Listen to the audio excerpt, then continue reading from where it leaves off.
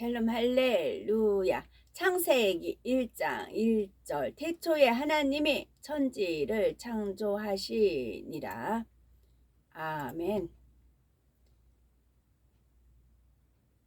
여러 가지 학설이 있기는 하지만 일반적으로 대부분의 사람들은 일생을 살아가면서 자신이 상응할 수 있는 기능에 불과 30-40%만을 사용한다 합니다.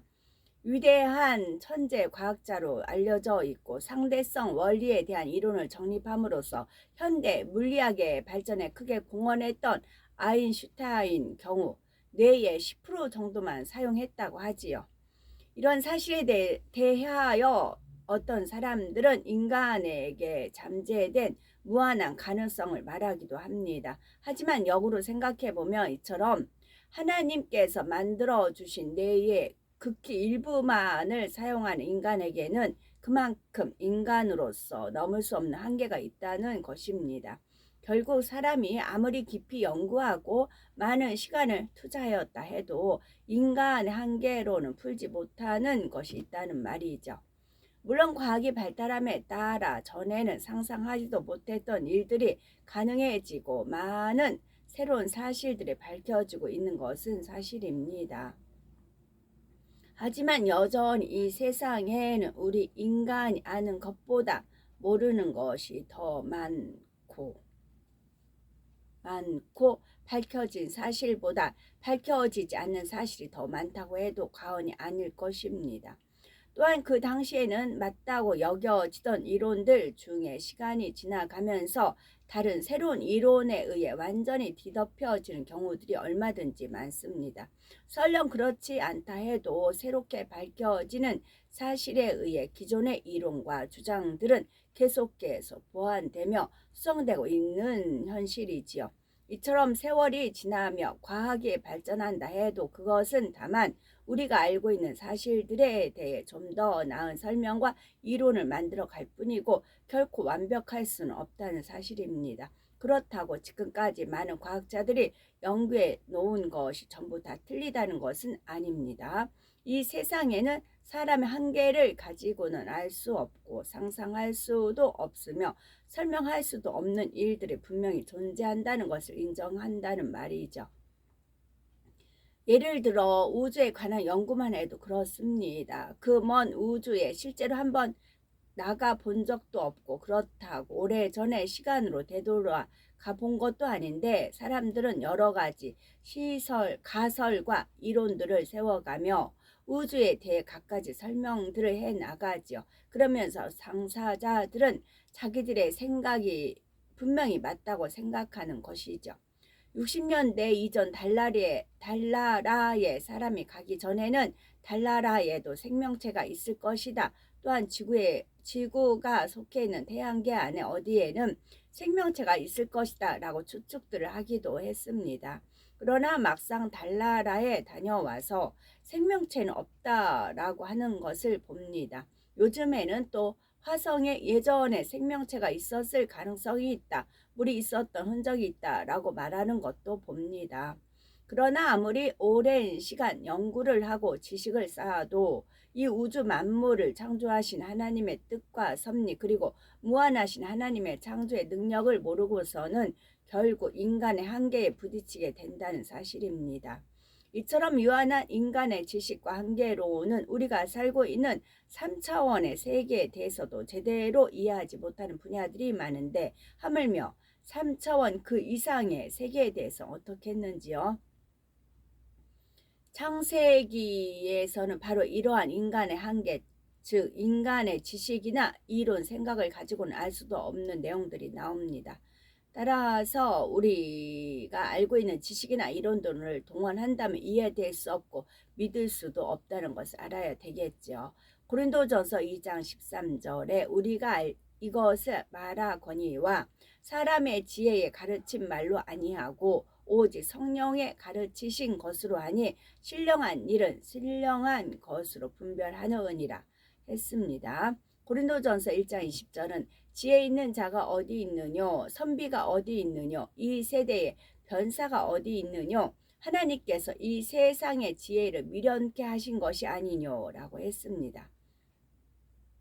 근본 홀로 계시던 하나님께서 어떻게 성부, 성자, 성령 삼위일체 하나님으로 존재하게 되셨는지 말씀드렸죠. 한 분 하나님으로부터 성자 하나님과 성령 하나님이 분리되어 나오심으로 삼위일체 하나님이 되신 것입니다. 이해하기 쉽게 표현하자면 아버지 하나님과 같은 근본 하나님으로부터 또 다른 하나님 자신이신 성자 하나님과 성령 하나님이 나오신 것이며, 이는 결국 아버지 하나님께서 성자 하나님과 성령 하나님을 낳았다고 할 수가 있는 것입니다. 그래서 성경 곳곳에는 성자 하나님이신 예수 그리스도에 대해서 그분이 하나님으로부터 나셨다는 기록이 있습니다. 예수 그리스도에 대해 그분이 하나님으로부터 나셨다는 기록이 있습니다. 골로새서 1장 15절, 그는 보이지 아니하시는 하나님의 형상이요 모든 창조물보다 먼저 나신 자니 했습니다. 만물을 창조하기 이전에, 천군 천사들이 창조되기 이전에 맨 처음에 하나님이 아들을 낳으셨다 말씀하고 있습니다. 그와 마찬가지로 모든 창조물보다 먼저 나신 자니 하여 예수 그리스도께서 모든 창조물보다 먼저 나신 것을 말씀하고 있습니다. 사도행전 13장 33절은 곧 하나님이 예수를 일으키사 우리 자녀들에게 이 약속을 이루게 하셨다 함이라. 시편 2째 편에 말씀한 바와 같이 너는 내 아들이라 오늘 너를 낳았다 하셨고, 히브리서 5장 5절에도 또한 이와 같이 그리스도께서 대제사장 되심도 스스로 영광을 취하심이 아니요 오직 말씀하시니가 저더러 이르시되 너는 내 아들이니 내가 오늘날 너를 낳았다 하셨고 했습니다. 하나님께서 예수 그리스도에 대해서 너는 내 아들이라 하시며 오늘 너를 낳았다 말씀하고 계신 것이죠. 이처럼 아버지 하나님으로부터 분리되어져 나온 하나님에 대해 하나님께서는 낳았다라고 표현하고 계신 것입니다. 또한 성령님 역시 성경에는 직접적으로 하나님께서 낳았다라고 표현하고 있지는 않지만 그 진리의 성령이 아버지 하나님으로부터 나왔다고 말씀합니다.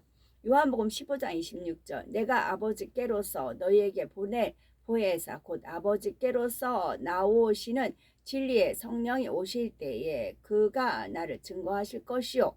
갈라디아서 4장 6절은 너희가 아들인 거로 하나님이 그 아들의 영을 우리 마음 가운데 보내사 아바 아버지라 부르게 하셨느니라 했습니다. 그러므로 아버지 하나님으로부터 분리되어 나오신 성령님 또한 하나님께서 낳았다라고 할 수가 있는 것입니다.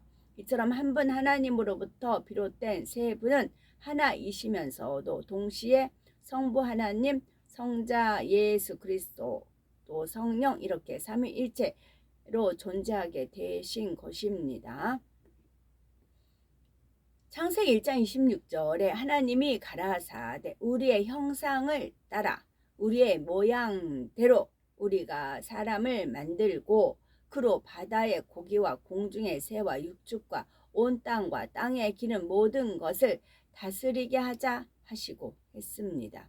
여기서 우리라 하는 것을 볼 때 이때 하나님께서는 자신을 복수의 개념으로 나타내고 계시는 것을 알 수가 있죠. 물론 모든 것을 섭리하시고 주관해 가시는 분은 아버지 하나님이시지만 삼위일체의 하나님으로서 모든 사역을 이루셨다는 사실을 알아야 되겠죠. 그러므로 하나님께서는 친히 치리하시던 구약시대와 인류의 구세주가 되시기 위해 이 땅에 오신 예수님께서 사역하셔야 할 때, 그리고 또 다른 보혜사이신 성령께서 사역하시는 신약의 은혜의 시대를 명확히 구분하시고 삼위일체의 하나님께서 각각 그 시대에 맞게 아버지 하나님의 뜻을 이루어 오셨습니다. 아버지 하나님과 예수 그리스도 그리고 성령님은 근본 하나이시면서 또 각각의 역할을 정확히 분담하여 감당하셨던 것입니다. 그리고 그렇게 하심으로 원수마귀 사단이 전혀 송사할 수 없도록 역사하시는 것을 볼 수 있습니다. 예를 들어 예수님은 말씀이신 하나님께서 육신이 되어 친히 인간의 형상으로 이 땅에 오신 분입니다. 신성만이 아니라 인간과 똑같이 느낄 수 있는 인성도 가지고 계셨으며 다른 사람들과 같이 이 땅에서 인간 경작을 받으셨습니다.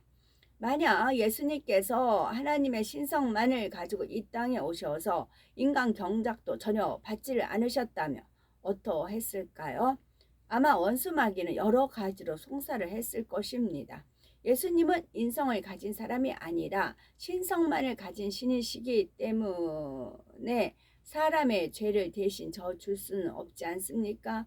예수님은 인간 경작을 받지 않았는데 어떻게 자범죄가 없다고 할 수 있습니까? 또 인간으로서 인성은 없고 심성만이 있으시니 십자가의 고통도 이겨낼 수 있었던 거 아닙니까? 하며 예수님께서 구세주의 조건에 맞지 않는다고 갖가지로 송사를 했을 것입니다. 예수님 하나님께서는 아멘.